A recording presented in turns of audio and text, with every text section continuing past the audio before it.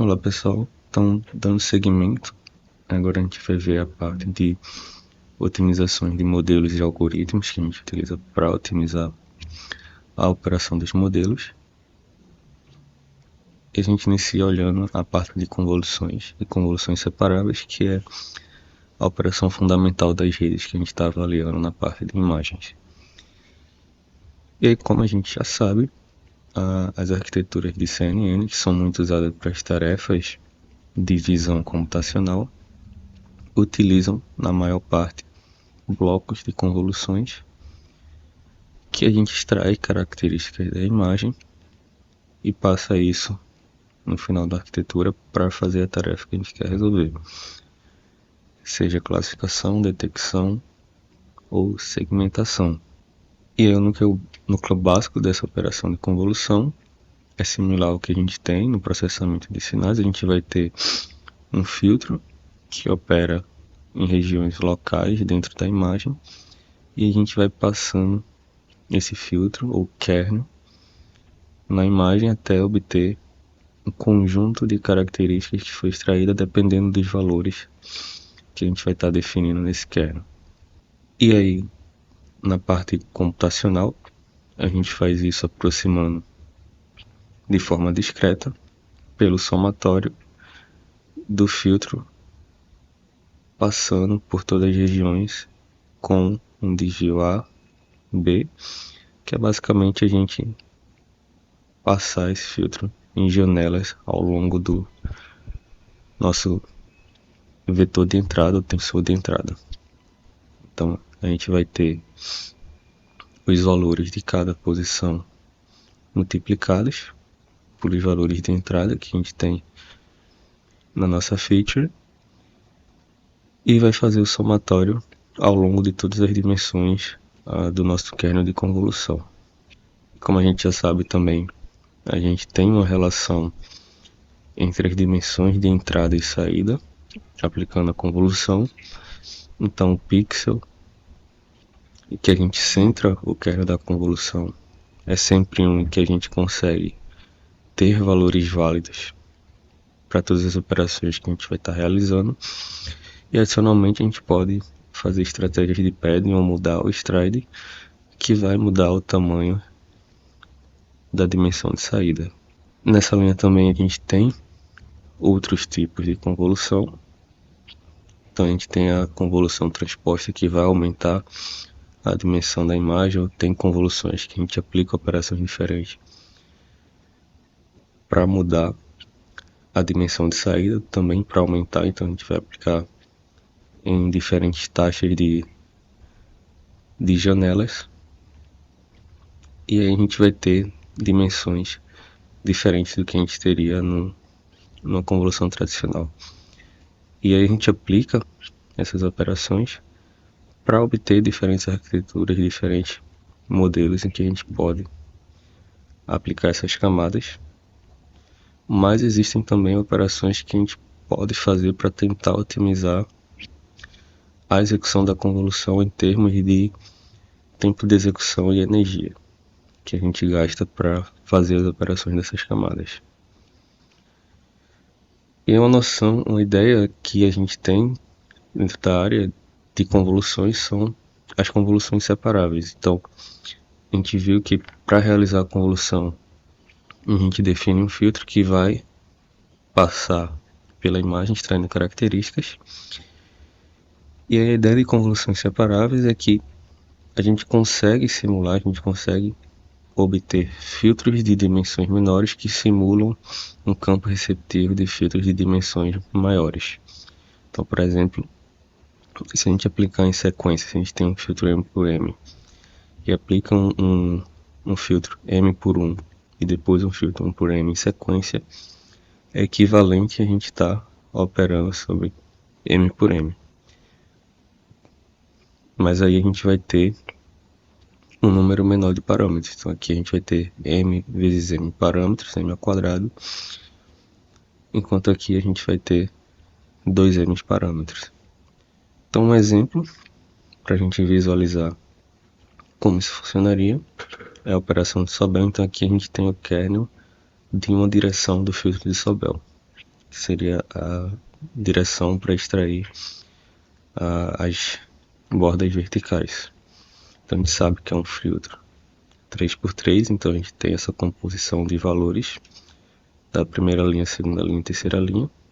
A gente tira a diferença entre duas regiões, olhando a variação vertical entre os pixels, centrado aqui nessa coluna intermediária.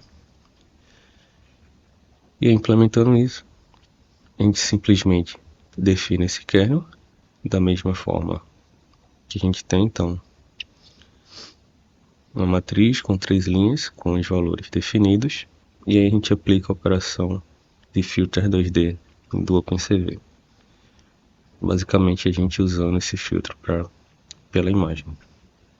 Então se a gente executar isso, a gente vai ter essa saída. Se a gente passa essa imagem como entrada, a gente tem essa saída, e a gente vê que a gente consegue extrair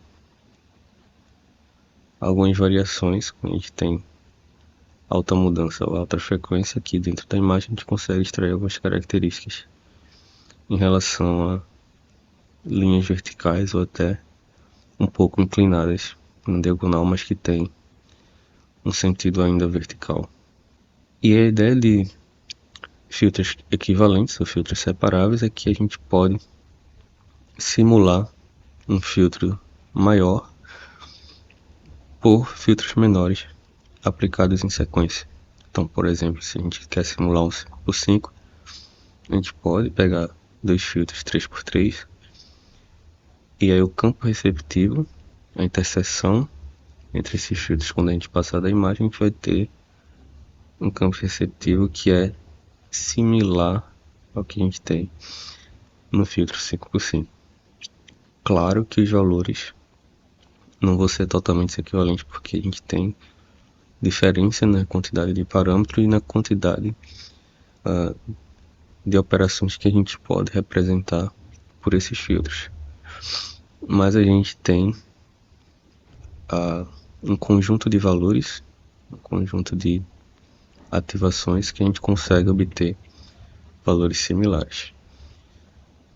Da mesma forma, a gente pode decompor um filtro N por N em dois que operam em relação a uma direção e depois em relação a outra direção. E aí, se a gente decompõe esse filtro aqui de Sobel, a gente pode decompor ele nesses dois. Então a gente vai ter esse primeiro 1x3, esse segundo também 1x3, a gente tem esses valores. Mas aí, se a gente faz a transposição desse aqui, a gente vai ter esse 1x3, esse 3x1. A gente tem aquela ideia de operar em dimensões, em direções diferentes. E se a gente multiplica esses dois, a gente vai ter exatamente esse filtro inicial aqui de Sobel. Então a gente consegue representar o mesmo kernel com 6 parâmetros ao invés de 9. Então vai ser 2m ao invés de m quadrado. E a gente consegue trocar uma convolução de 9 multiplicações por duas convoluções com 3 multiplicações. Então isso, a nível de hardware, a gente sabe que pode ter uma grande diferença se a gente consegue maximizar a utilização dos recursos. A gente tem menos operações que a gente precisa executar para cada fetch de instrução. São menos operações aritméticas com menos valores. E a gente consegue paralelizar essas operações se a gente está fazendo ela de forma separada. E a ideia aqui é que a gente aplique esses filtros em sequência. Então primeiro a gente vai aplicar 1 por n e depois o n por 1. Então a gente muda a definição da função. A gente tem o kernel definido como nosso kernel 3x3. Então ao invés da gente ter o kernel inicial, a gente vai ter 2. Então a gente vai ter 1 com 3 linhas em uma coluna e um com uma linha e 3 colunas. E aí, se a gente aplicar em sequência, então a gente vai primeiro fazer a operação Filter 2D passando a imagem e o primeiro kernel. Então a gente vai ter uma imagem intermediária que a gente vai utilizar para operar com o segundo kernel. E aí é que a gente vai ter a nossa saída. E aí, se a gente pega a mesma imagem, aplica o primeiro kernel, a gente vai ter essa saída intermediária, e aplicando o segundo kernel, a gente vai ter a nossa saída final. Então, se a gente perceber, a gente está fazendo duas operações em passos diferentes que já é integrado no próprio filtro de Sabel. A gente salienta a intensidade dos pixels centrados na direção que eu estou olhando, na coluna que eu estou olhando. Então a gente está fazendo uma operação de escala que está intensificando aqui os tons do pixel que a gente tem na imagem, e depois a gente tira a diferença vertical em relação a essa intensidade que a gente tonificou. A gente pega a diferença entre os pixels vizinhos na coluna anterior e na próxima coluna. Então, a gente consegue obter um resultado que é bastante semelhante, fazendo duas operações com filtros menores. Então, ao invés da gente ter um filtro maior que faz muitas operações, que é mais custoso, a gente consegue decompor isso em dois filtros menores. E aí, se a gente for visualizar cada passo dessas operações, então se a gente tiver uma entrada 5x5, a gente vai aplicar um kernel 3x3. E aí, como a gente já sabe, se a gente desconsidera os valores de fronteira aplicando o padding stride default, a gente vai iniciar centrado nesse pixel que a gente tem todos os valores válidos, e a gente vai passar isso alternando para cada uma dessas posições que a gente tem nessa região central do nosso vetor de entrada. Então a gente vai passar por cada região, isso vai gerando as nossas ativações de saída, que vai agregando todos esses valores aqui, que são multiplicados, cada valor do filtro pela posição correspondente na imagem, e depois a gente faz o somatório, então isso vai dar para a gente um valor de saída, e fazendo isso para todas as posições, passando o filtro por todas essas regiões válidas, a gente vai ter o nosso tensor de saída. Então, nesse caso, se a gente tem a entrada 5x5 com o nosso filtro 3x3, a gente vai ter essa saída 3x3. Então, olhando aquela relação de dimensões que a gente tinha definido para a saída da convolução, a gente vai ter a largura 5, o kernel de tamanho 3, o padding a gente não adiciona, fica 0, e extrai de 1. Então, fazendo essa conta, vai dar para a gente 3 em relação à largura da imagem, que vai ser o mesmo valor em relação à altura, porque a gente tem a mesma definição. Tem tanto a entrada com a dimensão quadrada, 5x5, tanto o kernel 3x3. Então, se a gente for fazer isso, separando os kernels, então, na mesma ideia que a gente fez com o Sobel, a gente tinha um 3x3, separou em 3x1 e 1x3. Então, primeiro a gente vai fazer a convolução em relação ao primeiro kernel, depois a gente vai fazer a convolução em relação ao segundo kernel. Então, esse primeiro kernel vai operar em relação a uma das direções.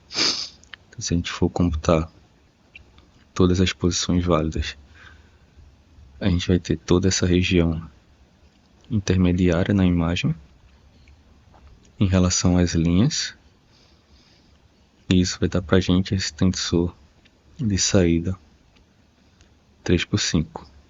E a gente vê que a gente diminui o tamanho do nosso tensor de entrada em relação as linhas deles. A gente está operando em relação às linhas para esse primeiro kernel que a gente tem.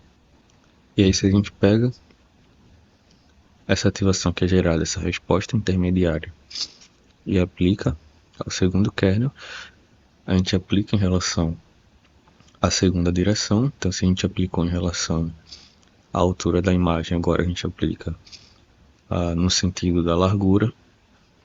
E aí a gente tem toda a parte intermediária, excluindo a parte de hipótese, a gente não está fazendo pele, que vai ser utilizada para a gente computar as ativações.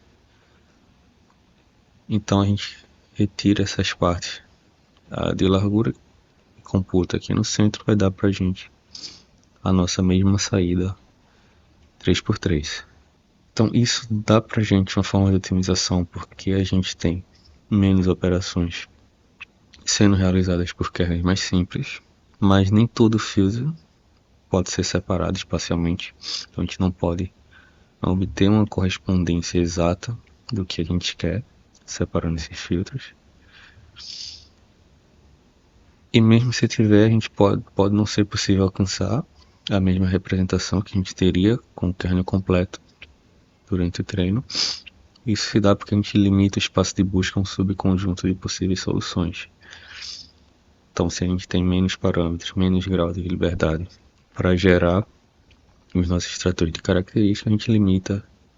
E se a gente diminui o conjunto desses valores, a gente limita o nosso espaço de busca, onde o modelo vai tentar se ajustar para extrair características específicas dentro da imagem. E aí, mesmo que a gente tenha essa correspondência, a gente pode ter algumas diferenças em relação aos valores obtidos. Então, no filtro completo, a gente tem as bordas que são mais salientadas, aqui a gente tem uma perca com algumas features um pouco mais finas quando a gente compara em relação ao filtro completo, mas a gente consegue obter um resultado que é bem equivalente ao que a gente tinha inicialmente para o primeiro conjunto de filtros 3x3.